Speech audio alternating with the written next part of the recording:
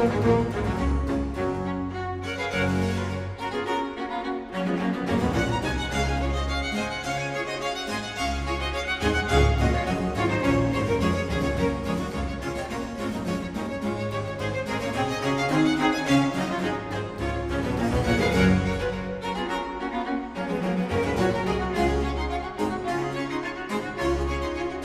not going to spend a lot of time introducing our speaker. He is one of the most refreshing unemployed people that I've ever known, because he is totally open to anything that comes his way. He's like, yeah, I'll try that, absolutely. You got job clubs? Sure, I'll go to all the job clubs. I'll do all of the classes that are available. I'll take advantage of all the free counseling I can get. He is totally open, and when I announced my Back to Work 50 Plus program, a geezer program, I mean, you know, it's not like he doesn't know how to look for a job. He already had a good resume. He already knows how to interview. He's been at a director level. He's got a double E. He's got an MBA. He's won some amazing awards through Motorola. Global Professional of the Year twice. Is that correct? Correct. Twice. And yet, when he finished the Back to Work 50 Plus program, he proudly put, I mean, he's got awards. He proudly put that certificate of completion on his Twitter feed. And a guy he'd worked with 22 years ago said, are you unemployed? And he said, yeah. He said, I could use you. So it's not 100% sure, but he may have a job lined up by now. But at any rate, he was frustrated in his job search, as all of you are frustrated in your job search, by not being able to get his resume in front of the hiring manager. And he found a solution, and he has become a subject matter expert in the solution, and that's what he's going to share with you today. Please give a very warm welcome to Ken Koldan.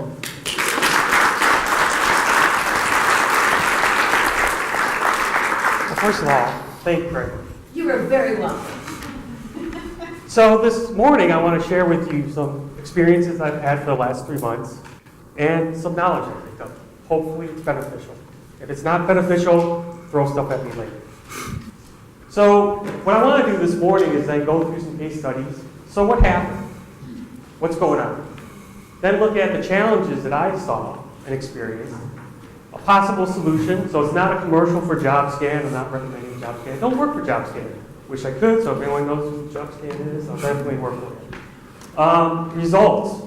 So I changed some things. Did it actually help? Actually it did. And then questions and answers, and internet providing an example of live scans and ask questions and then answer them, hopefully, depending on the technology if it supports us today, which I think we will. So the facts. 137 applications, 2 months of work. Guess how many responses I got? 0, exactly. So then I start wondering, is it me, right? Do I smell? Can the internet now transmit, sense across it? What's going on? I had 4 referrals. I actually know people who took my resume to the manager. Guess how many people came back to me? 0. See, this is a great answer. It's easy. It's like a quiz. Job fairs. Back to what everyone was saying before me about networking. 100% response. Definitely advocate networking. So it's a multi-tier thing. You just can't do one thing. You just can't sit and do one-click ZipRecruiter. Though it would be fun if we could, because we just do that all day. But the contacts, after I got those responses and I put stuff in, it was really interesting. And that's a couple of case studies I'll share with you. I didn't get any responses back. The hiring managers were sitting there saying, well, that's weird, you never applied. It's like, well, I got the thank you note from the computer. So what's going on? So let's look at some case studies. Case study number 1. Names and company names will not be disclosed because it's being video recorded, so I don't want a lawsuit here, so there will be no names. But it's a large electronics company. I applied via LinkedIn on a company website May 2018. And that's when, essentially, I was starting my job search. Tailored the letter to the recruiter, did that fun thing. Inside tracks with LinkedIn connection. Resume was delivered to the hiring manager and the leader of the group. So I'm thinking, this is really good stuff, right? But again, remember, this is a large company. Large company means liability. Means you can't have any behind the scenes working because they're worried. So I got the official email, not considered for the interview. Doesn't qualify. I'm like, well, that's kind of strange. I got electrical engineering degree. At least I think I do. I mean, I have a diploma. But I didn't pass the initial screening. Well, that's really curious. Hiring manager agreed. Great business development person, we should interview him. That was an email from a friend of a friend who actually emailed that person, and that's a quote right out of the email. So the inside feedback from the hiring manager, again, large company, so it's a workflow process, which we'll talk about in a few seconds. Couldn't find it. Said you never applied. No, I did apply. It's just it never got to his queue. So I was like, that's kind of strange. Case study 2. Again, same thing. Applied online in May. Inside connection. Sent the referral. So I actually had a referral of a written referral sent to the person. Well, that was really interesting. Again, I thought, this is great, you know? I reviewed the resume, seemed like it has a great sales experience. Fantastic, right? What were the results? Take a guess. Yeah, I know. By the laughing, I think you know what's happening. Not considered. But the exact quote from his email that got sent to me was, great development person, you should interview him. Hiring inside manager, couldn't understand what was going on. He was just dumbfounded. And in this case study, the actual legal person got involved and said, why didn't you interview this person? Because she was in the loop of backdoor channels. And she's like, we're going to have to repost because there's something going on. Well, that got me really thinking, okay, now this is really odd. So case study 3. Now this is where it gets really interesting. This was my aha moment. So I worked at Motorola Government Electronics Group for 17 years. Dealt a lot of work with the DOD, DEA, LEA. Come on, we can all chime in with 3 letter acronyms. It's fun. It's a game, actually. In 4 hours after applying, I got a 1-page email. And at first blush, I looked at it, and the thing that tipped me off was they used my name, Kenneth. I don't go by Kenneth. No, the only person who calls me Kenneth is my mom. I've done something really bad. Even today, if I hear the word Kenneth, I'll think, okay, what did I do wrong? 4 hours. I know this company really well. I've competed against this company. I had this job 10 years ago. I actually beat them in a proposal for a communication system. This company cannot respond in 4 hours. It is impossible for them to respond in 4 hours. So for me to get a letter, email, addressed Kenneth, that's a computer. There's no way a person actually did this. So that was when I went, there's definitely a problem. So, applicant tracking system. Let's start figuring it out. So let me say this, just like the Terminator, and again, I did courtesy, so I won't get sued or copyright infringement, it's okay. Applicant tracking system, I believe it's just like the Terminator. It can't be reasoned with. It has no feelings. It's not you. Its job is to get rid of you. Plain and simple. Okay? So it's not you. It's the applicant tracking system. Now, is it evil? Is it Skynet? I'm not saying that. What I'm saying is, it can't be reasoned with. It's a computer. Okay? Job postings go out to millions of people. That's today's world. Recruiters needed something to go through all. I mean, they needed help. So my one law professor, when I was getting my graduate degree, said, the road to hell is paved with good intentions. Yeah, this could be the road to hell. Applicant tracking system, Indeed, ZipRecruiter, all this stuff. The machine was inserted with good intentions. Okay? It really was. But it's not in our best intentions. Everyone sitting in this room, including myself, it's not for our best intentions. It's meant to get rid of us. So, in all 3 cases, the ATS system, in those 3 case studies, stopped the hiring manager from even communicating. Why? Liability. Because if you communicated with me, then when you discriminate against someone else who would have been more qualified, how do you know it wasn't? So they use the computer in these 3 large companies to make an indeterminate cut point. So I was like, okay, better figure out what an ATS is because clearly this is a problem. So I did a little research. ATS, the most popular one is ICIMS. So what is that? Internet Collaborative Information Management Systems. Ooh, fun. So here's an actual screenshot. And all it is, basically you have assistant HR managers to role, hiring managers to role, whatever. Screen capture of the workflow. Remember, this now is just a workflow. It's like building a car. It's just an assembly line. Things come in, things get kicked out, and they just funnel it down. It's just, let's get more and more resumes kicked out until we get about maybe 20, maybe 30. And then we hand it to HR, the recruiter calls you, hey, let's have a 5-minute conversation. Can you speak? If you can, great. If not, your resume gets tossed. Then the hiring manager actually gets the list of resumes. But the first step is that ATS kicking them out. So then I got to know some people and friends of mine. I said, well, let's really get into ICMIS, this ATS instance. Do you guys actually use the job postings? I mean, how do you do that? I was an engineering manager, had 30 people working for me. I remember you take the old resume, blow it off, and see what you do for your job. And then you have these keywords and you hand it to HR. Nah, that's old school. That doesn't happen anymore. Now they just have the job posting and ICMIS. Some companies use that to generate the keywords. So it's actually generating the keywords that you have to have in your resume for you to be compliant with to get your resume to go past. So there's no human now even doing that in some companies. Completely automated.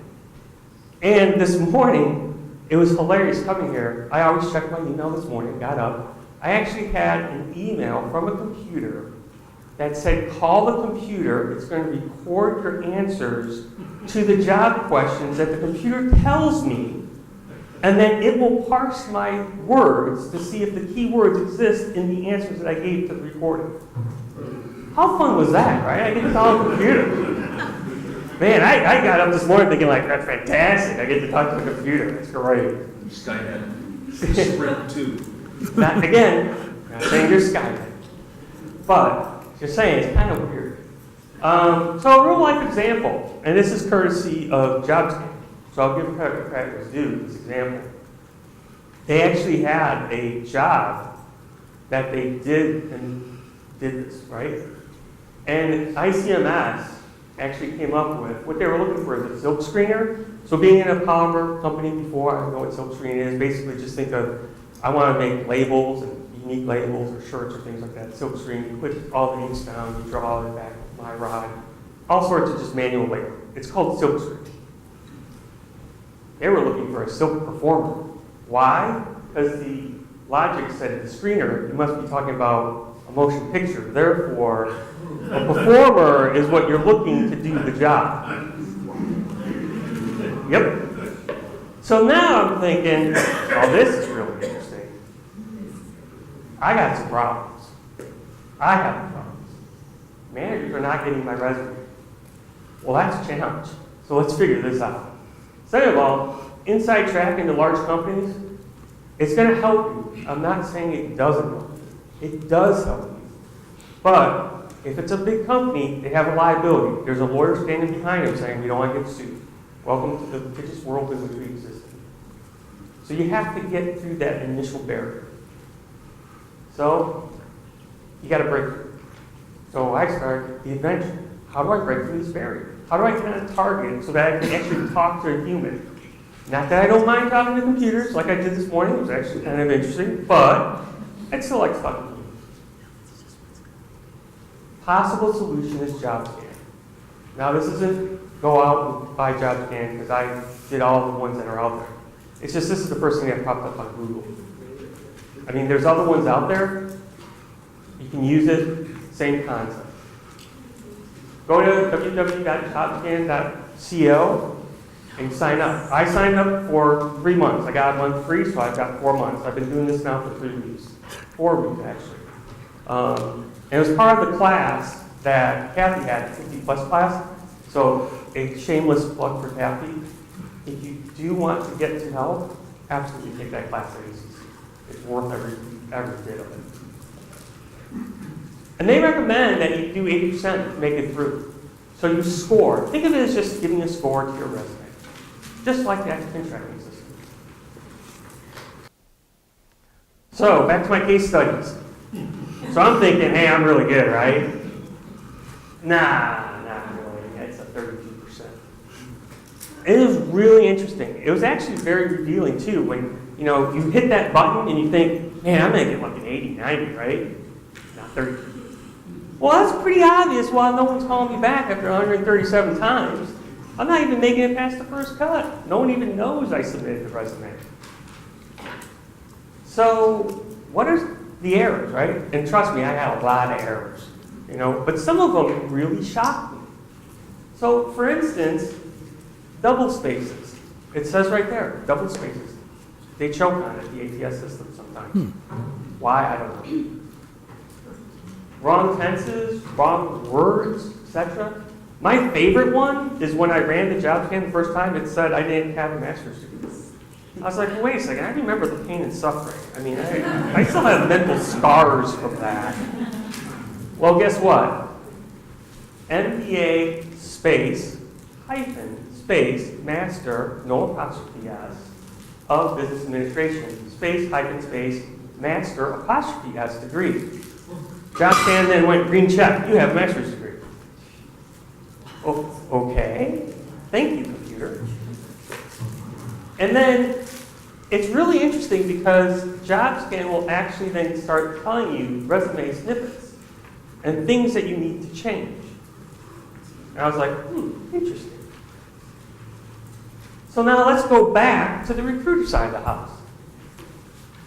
Searching for masters. So I have some friends. I was like, hey, you are a manager at a health club. You could use this. He's like, oh yeah, absolutely. I was like, do you mind if I sit behind you in 5 minutes and show me? Well, sure. So he did a few searches, but this one actually comes from JobScan because I think it's been cleansed and appropriately put up there. So no names, you don't know these people. But it exemplifies what's going on. If you look at the first one, right here, the word masters, 3 candidates. Okay, now I'll do masters, apostrophe S. I got about 10 candidates. Oh, by the way, those first 3 don't exist. That's just the way it is. So now you kind of see why JobScan says cover all your bases. Because you don't know what they're going to look for. So I'm going to randomly do something, which I know Toastmaster says never do this, but I'm going to do it anyway. So if you were looking for someone with a master's degree, Pamela, would it be MBA? What would you type in? First thing that pops in your head. MBA. And Denise. I have the BME and MN. Exactly. And so it's not totally different. Totally different. So now, audience. You heard the 2 answers, randomly picked. I don't know you. I don't know. Never met you. Can repeat what they said so people can Oh, hear. I'm sorry. So it was BME, MN. DME, MM, and you would do the MBA. Do you have a master's degree? Denise says yes, she has a master's degree. JobScan would say no, you don't, unless you put in the word master and the master's apostrophe S. Does that also count for when you're answering the questions with in Indeed? Sometimes I would say, I would refer to Indeed, who sits across the hall in that conference room, and let them comment on what they what I've done, and from my personal experience is, I've actually have 12 job boards, and I'm doing different versions now, seeing what's going on. And it's really interesting how if I put the keywords along with the work description, I get more hits in line with what I'm trying to do than in another job board that was named nameless. I didn't. And then I did other words, and I'm noticing what comes back from them. And it's really interesting. So keywords, yeah, put it everywhere. Now, JobScan scans. No, I'm not having a problem speaking. JobScan is the program, and it scans. And that means you're going to be scanning a lot. Because it took me 5, 6, 7, 8, 9 times just to get my LinkedIn profile working. And it takes, each time I did it, it took a few more times. And that really is where I'm having traction now. Now, totally aside to the point, yes, use Twitter, it's okay, right? So I tweeted out that certificate, and someone I've known a long time said, hey, why don't you fly over to San Francisco and let's see what's going on. So next week I'll fly to San Francisco, see what's going on. But again, that's an interview.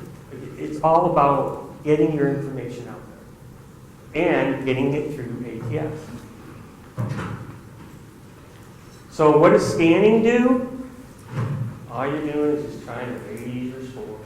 That's it. It's a game. That's all it is. It's a word game. So if you do words for friends, that's a word game. Job scan, it's a word game. So recently, I did a match rate, got 91%. And it took me 12 scans. But it only took about 15 minutes to do those 12 scans. Because it really does help. When you go in, it's going to look at all the skills that are out there. Again, it's a machine, it makes mistakes. So just like ATS makes mistakes, the instance of IMS, this can make mistakes. You should see some of the weird stuff that's come back with. You know, you're missing the hard skill of ATS. Well, that was another little aha moment. ATS is African tracking system. So I'm not trying to offend any recruiters. I'm just saying there's human nature involved. If I'm doing a job scan, I'm doing ACMS, and I'm a recruiter, I'm going to have that come in from the hiring manager. I talked to a recruiter, and no, it wasn't Sean or anyone else here. I said, hey, when you do this, what do you do? They said, well, we send out, you know, the job and the keywords. And then I turn around and I send it to the IT department. Sometimes the IT department of the employer knows to take off the ATS keywords. Sometimes the IT person doesn't know that there's keywords. So in the job description of ZipRecruiter, let's say, and that's randomly picked, or Indeed or whatever, there'll be the job posting. Then you go look at their website, and they have the same job posting on the company's webpage. And then in little font, which you won't be able to see most likely on your webpage, right, there'll be the actual ATS and then all the keywords. You paste it into here, and you do that twice. So I have what's on ZipRecruiter and what's on the employer webpage. Compare those against your resume. You'll get two outputs. Well, they didn't match. So that was my other aha moment. I'm like, well, that's really strange. These things are supposed to be exact. Why don't they match? What's going on? So then I took Word. Why not? Upload into Word and use the compare function. So are you familiar with Word compare function, most of you? If not, see me after, I'll show you. It's in Word. You just do review, compare. I compared the two documents. Lo and behold, what spit out was ATS : and then a string of words. I went back to job scan. I was like, well, those keywords are the same. I was like, oh, that's the keywords for the job that ATS is looking for. So what do you think I did? Oh, I cut and pasted. Put a comma in between and put that in every single listing I got. Lo and behold, I got a phone call from the recruiter. Wow, you're a great match. It was a patent agent job. Had I ever worked in patents before? No. Am I a lawyer? No. They're like, yeah, you're a great match. We want to bring you in for an interview. You scored like a 98. I'm going, okay, first things first, I'm not a lawyer. Oh, you're not. Have you ever worked in the patent office before? No. Well, then why'd you score a 98? Well, I don't know. Hung up the phone and said, well, probably not going to get an interview now, but hey, that works. So when you do the compare of the job function, helpful tip number one, yeah, spend the 5 minutes and do it. If you find that there's a difference and it says ATS or job scan comes up with ATS as a skill, everything that comes up after that word ATS in that list, who cares? Put it in your keyword resume and submit it. It can't hurt. In fact, it's on the third page of the resume is where I put it, keywords and skills. Most people don't even look at the third page because they don't have time. So they're not going to see it anyways. But the computer will. And what am I trying to do? Just break through. So again, here's a screenshot. This is what happens. It comes up. Here's your skills. On my resume, I had 11. There was variations. That's really good. That means marketing. Hey, I actually might know something about marketing. Maybe. I don't know. Sales? Yeah, I think I might know about that. Electronics, business development, military. Yeah, I might know some guys in the military. Capture management, that worked really well. Reporting, product. So you want to get your resume numbers above the job description. And then what's going to happen is there's going to be a whole bunch of other stuff that's in there that I don't even know what you're talking about. So what do you think I do? Yes, I'm shameless. Cut and paste, put a comma, cut and paste, put a comma. I don't even know what some of the stuff is. Don't really care, just as long as it gets through the computer. And most people are not going to look at your third page of the resume. So again, it's a game. Now, running live score, that's another little helpful thing that I was like, ooh, look at this, live score, what's that?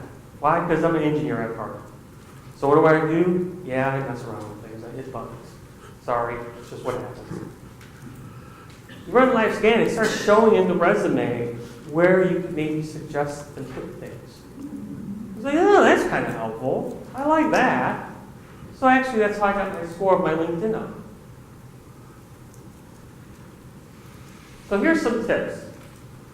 If you get the skill ATS in the scan, like I said before, be shameless. It's okay. I am. Use Word, the review and compare function, because why not? You'd be amazed at what happens. Again, I'm not saying recruiters are intentionally doing it, or the company. It's just the nature of the beast. They're not making a package for every single job board. They're not making a package for their own company. They do it once, they send it out, and it is what it is. Run it against your LinkedIn profile. This was the most insightful thing that I did. I had a pretty low score in LinkedIn profile, and then I ran this, and we'll see in a few seconds, but it actually helps quite a bit. And add words that do not appear. I mean, boost your score, right? It doesn't hurt you. All you gotta do is just get through that computer screen. So has it helped? The answer is yes. It's worth it. It has helped. Now, that doesn't mean run out and buy JobScan. I'm just saying buy some tool. I use JobScan just because that was the first thing that popped up in Google. But there's other ones out there. And it's not you. It's not, don't take it as a personal slight. Again, back to the Terminator. It's a machine.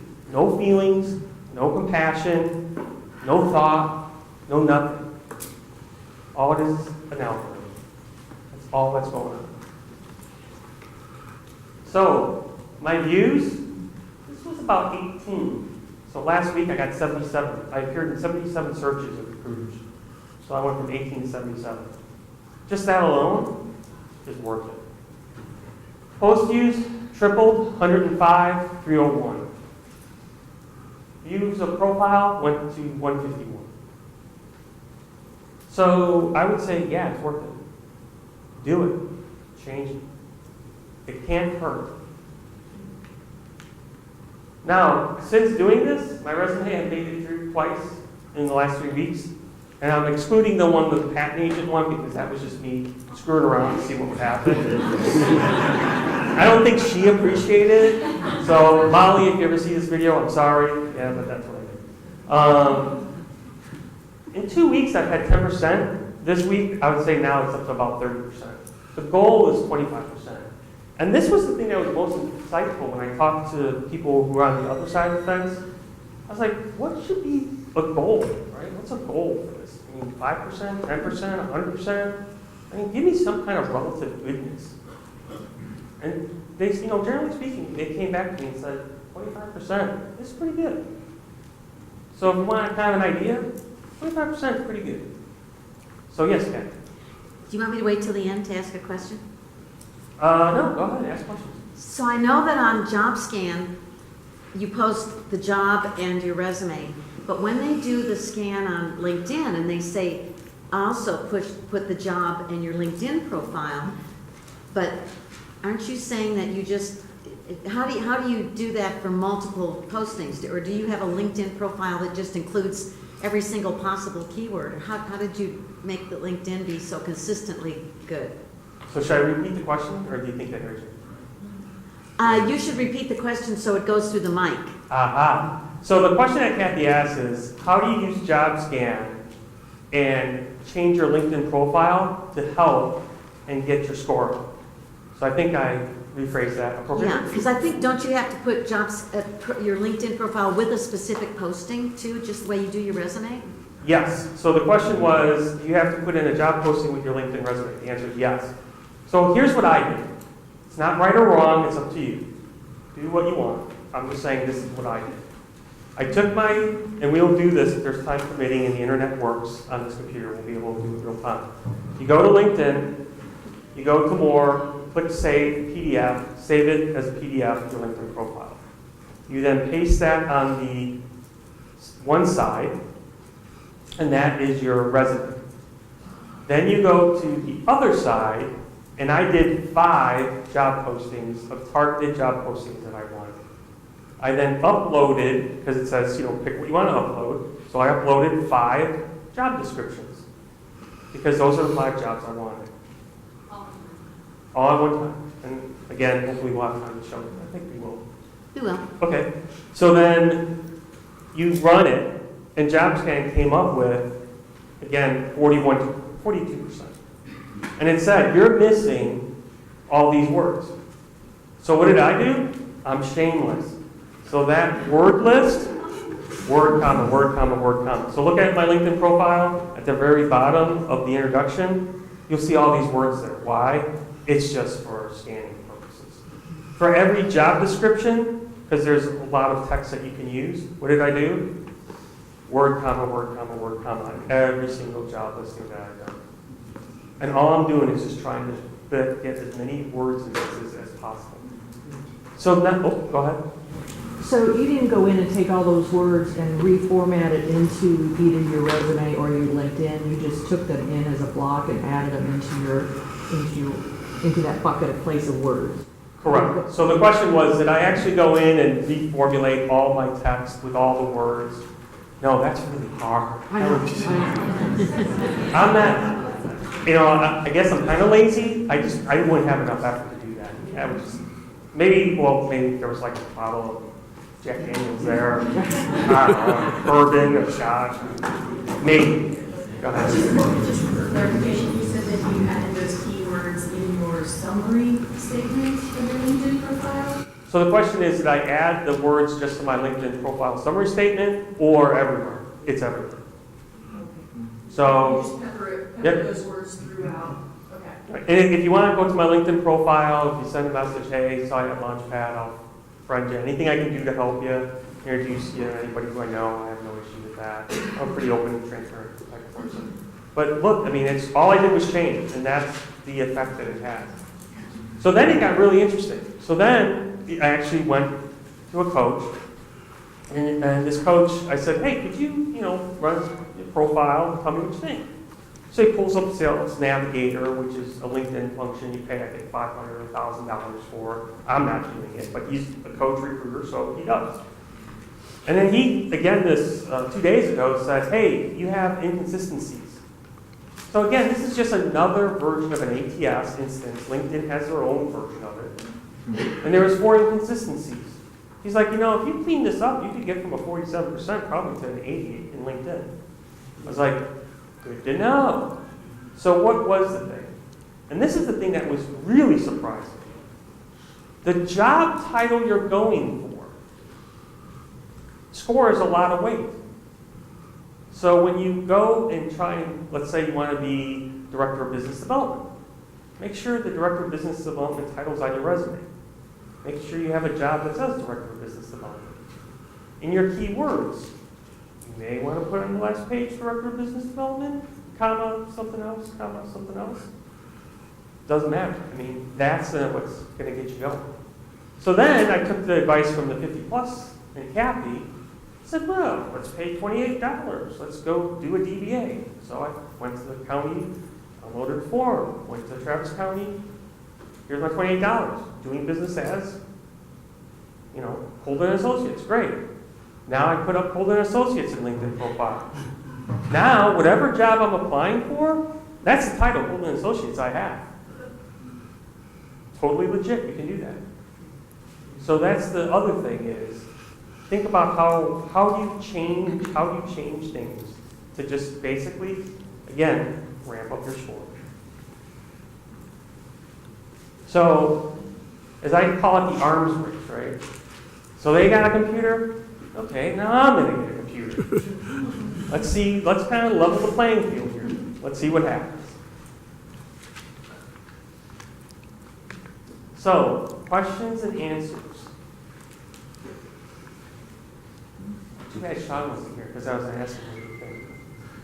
Any recruiter, go ahead. So on the resume, if you put like on the third page all the keywords, and if you put the resume on there, the employer will essentially, when they forward your resume off, they can see the third page. They're like, what? The 2 times that it happened, they never got to the third page. They just looked at the first page and went, okay.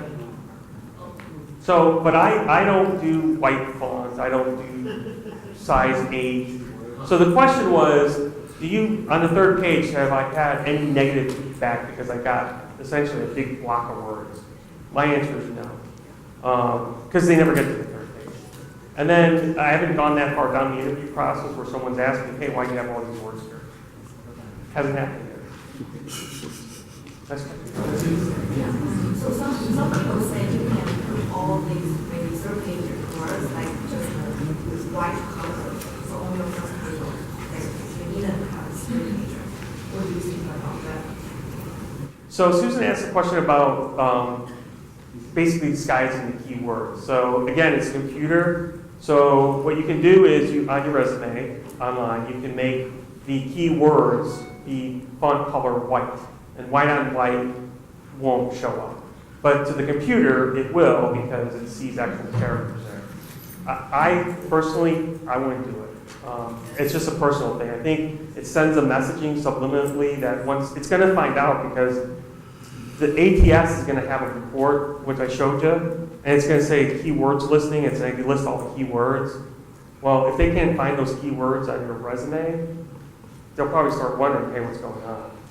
So it just seems, I don't know, I don't want to say, it just seems weird. I just don't want to be in that position in an interview. Well, how come your resume scored so high? Because I don't see any of these things here. Where if it's black and white, it's on the resume, and they say, how come you did that? Because you use ICMIS. Why do you use that? I will say this, that maybe 15, 20 years ago, that white font thing was recommended. It was like, I'm so clever, I know so much about programming that I can do this trick. And when recruiters found out about it, they were really pissed. And pretty much anybody that they found were gaming the system in that way was discarded.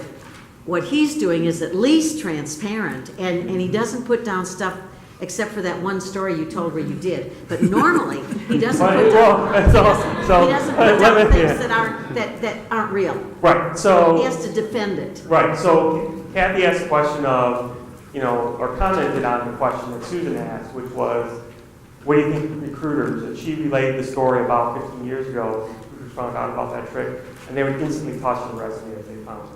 I think that might still be, holding true today.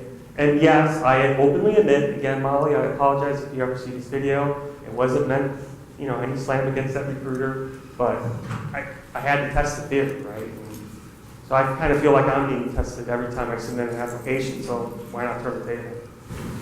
Yes, no answer. Yeah, do you get bonus points for repeating keywords?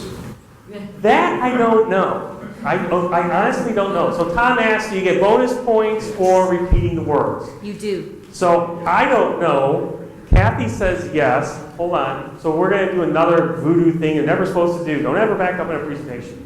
Too bad we're doing it.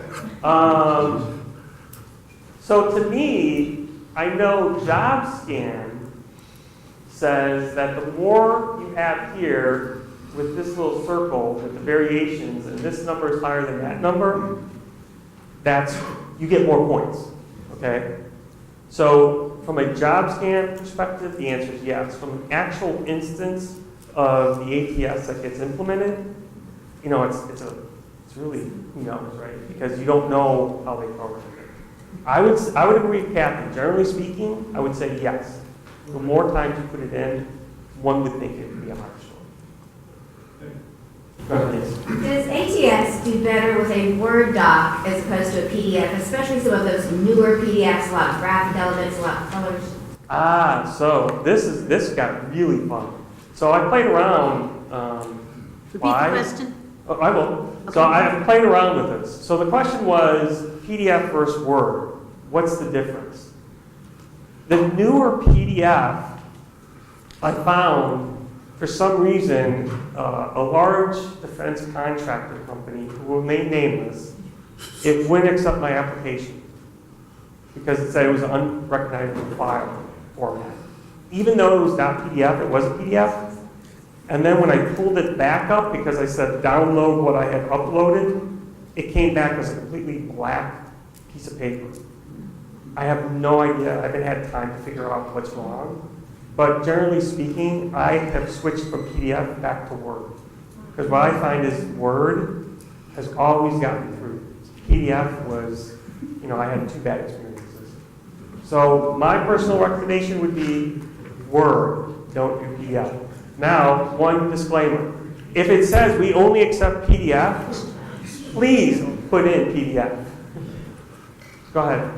One of the things you need to be very conscious of in Word is the types of fonts that you use. Use very basic, very classic fonts. Don't put any of this fancy, beautiful looking stuff. They want very straightforward fonts.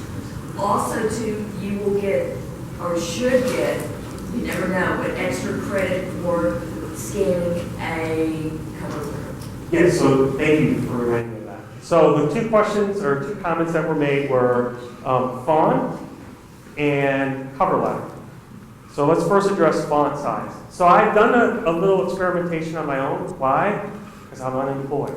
I have a little bit of time. So I tried Calibri, I tried Times New Roman, I tried some other ones, and yes, it makes a difference. So what I've switched over to now is either Calibri or Arial. I use nothing else.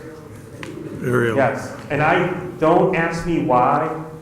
I have no idea. JobScan has. Oh, Kathy's saying she might know why. Kathy? In the early days, at the very beginning, when they were scanning resumes, the scanning systems could not scan a serif font with the little squiggles like Times New Roman because they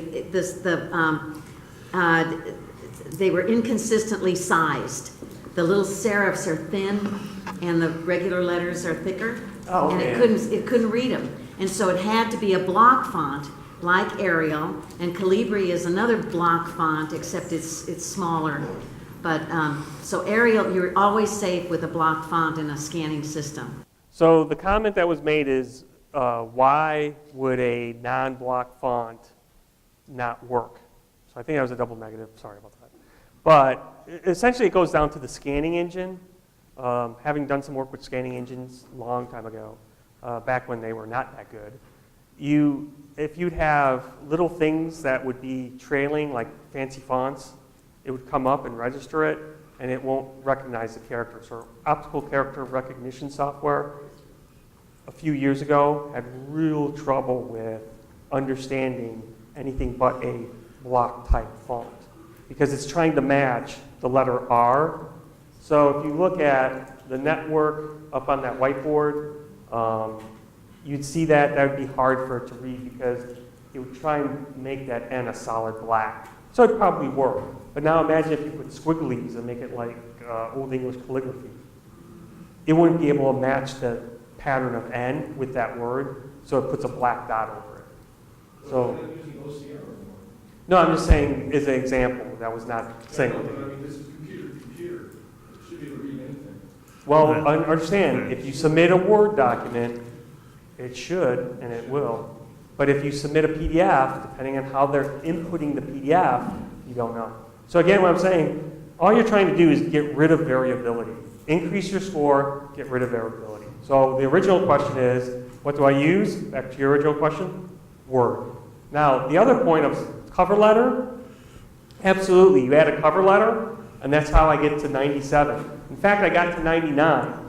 And then something hit me and said, wait a second, this is going to look really creepy, right? If someone shows up with a 99 score, what's the first thing, if I was a recruiter, what would I do? Oh, you must be lying, and throw out the resume. Cheater, exactly. So thank you, Mark. So now what I've done is I try not to get 99. I try to get between 90 and 92, and then I tweak things. And like I said, with that, I've gotten 2 people to call me back this week, or last week, now they called me. So yes, go ahead. So another question, a sneaky idea here, see what you think. So if there are certain acronyms that are good, like being a PMP, how about putting in your resume performance-minded professional PMP? Depends. If the word performance is not a key word, the machine won't care. Did you get PMP? Yeah, well, now, back to that, PMP, I would not put in PMP and walk away. I now have PMP space hyphen space program management professional space hyphen space PMI space hyphen space project management institute space hyphen space certificate number, and then I put my number. And that's how I list the PMP. Why? Because I don't know what keyword they put in to be PMP. So throw it all in there. I mean, there's no way I'm going to be able to guess what they put in as a keyword. So I throw it all in. Because again, it doesn't care what's there. It only cares did you hit the keyword. So go ahead, yes. Try putting your abbreviation in parentheses. Go ahead, Go ahead.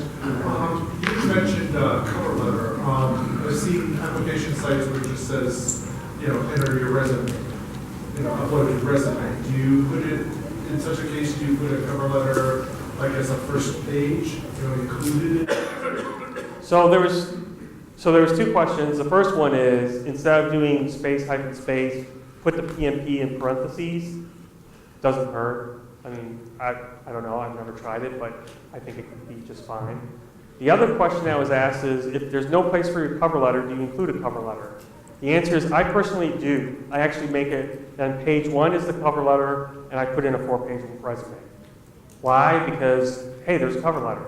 That most generally speaking people then will flip to the second page, and if they only have 7 seconds per resume is the statistic they give by a lot of sources. The first page would be like, oh, you have a cover page. Thank you. They'd go to the second page, look, and then they'd put your resume down and make a decision. At least you got the initial, oh, you provided a cover page, thanks.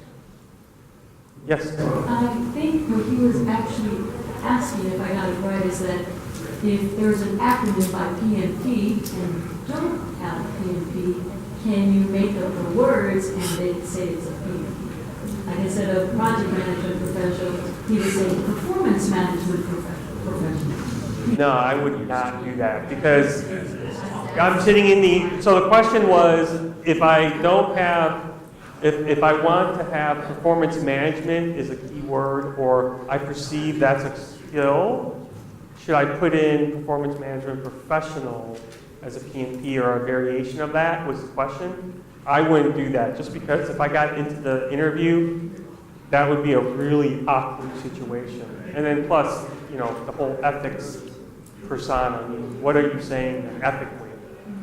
So whatever you put in, I mean, as Kathy pointed out earlier, whatever I do put in, I make sure that I can back it up. So if someone says to me, you're quality, I say, well, yeah, I have a green belt in quality. Well, where'd you get it from?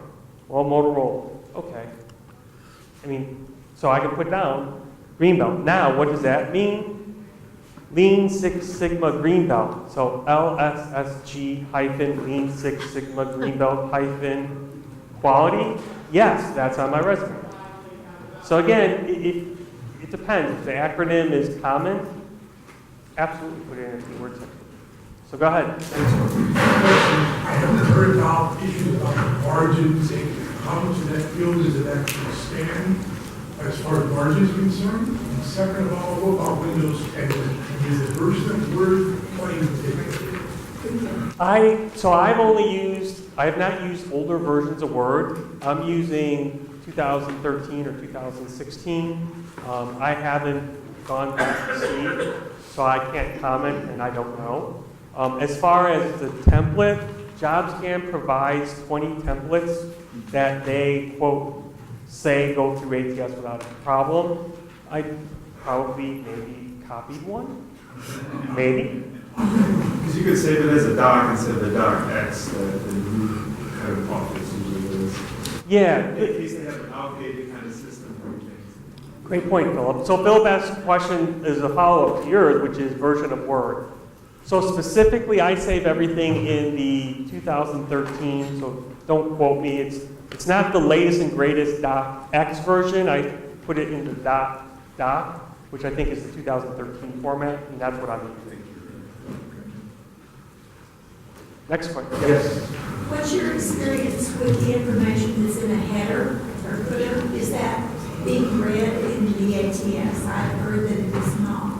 No, actually, when JobScan scans it and puts out the output, I did a little experimentation with it. It was really interesting. The first thing on the top of your line of your resume, that's your first name. It looks for a space. The second thing it finds is your last name. So then I got cute and said, well, let's put in like all sorts of fun characters and see what happens. So I put, my MBA, Ken Koldan. My first name was MBA, my last name was Ken. So yeah, it matters. Make sure the first thing that, at least my experience was, the first thing that appears on your resume, make sure there's nothing up there, no headers, no nothing. Just first name, last name. As if you were a computer. Just look down, see your first name, space, last name, and then after that, have at it. We have time for one more question. So let's go over here. Yeah, I have a question about the commas you use when you create a block of text and your skill set. Do they have to be commas? Like Calvin usually says, like add skills between commas, or can there be bullet points, or you just not pick that up? Great question. So the question was, why do I use commas or some other pipes or special characters, colons, things like that? I actually submitted to a job and got rejected because of the pipes, and ever since then, I've used commas. A JobScan in their JobScan tip, which is a great 12-page document. If I could, I would have made copies, passed it all out. Problem is copyright violation, so I really don't want to do that. But it's a great booklet, and it talks about commas is generally accepted. So semicolons, colons, pipes, you're just gambling. I mean, it may or may not. And again, what do? Remove the risk, lower your risk. So use the commas is the lowest risk option. So one more? Just a quick comment. Microsoft Word changed to the docx format with Word 2007. Okay. And it hasn't changed since. So, so I'm saying it is dot. So whatever version that is, that's what I'm using. It usually says 2007 to 2013, I think, but it gives you that big range. Well, let's say 2016 if that's what you're running. It's something, but I know it starts in 2007. And this is Yeah, that's the one I'm using. So if it's .x or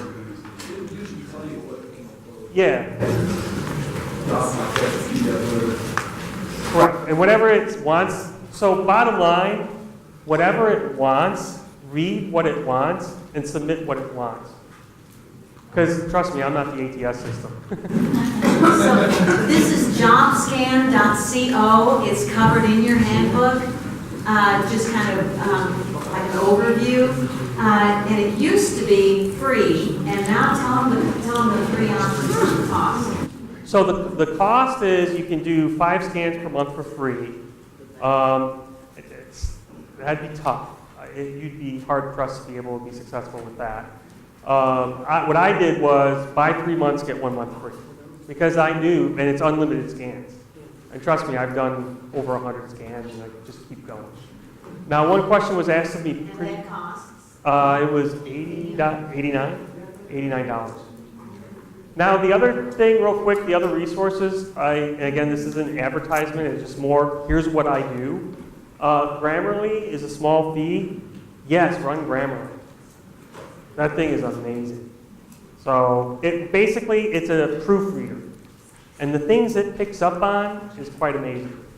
Use Microsoft Office Word, look for double spaces, just do Control F, space, run it against your resume. If you see double spaces, get rid of them. So there was an example where you use spaces to position things, make it look nice. That actually is hurting you. Next up, LinkedIn. Yes, definitely have a LinkedIn profile. ZipRecruiter, JobScan substitute the resume with the cover letter with the resume. So, JobScan, you hit one click, I immediately turn around, and then I change what to submit, and I submit a cover letter option. It's a little pull down, and then I swap out the resume. So I hit them up twice to get the resume. Indeed, again, same thing, and then Twitter, absolutely get a Twitter account. It costs you nothing, and you'd be amazed at what you can have.